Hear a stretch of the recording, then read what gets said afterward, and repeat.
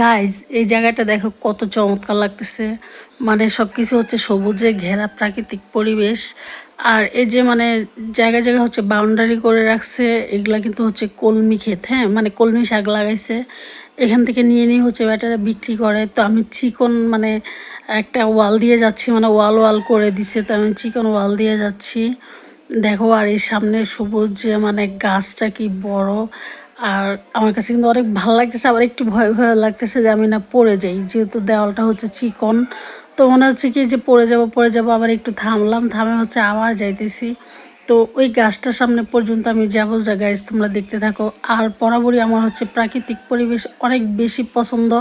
সেটা যারা রেগুলারলি আমার ভিডিও দেখো তারা খুব ভালো করেই জানো।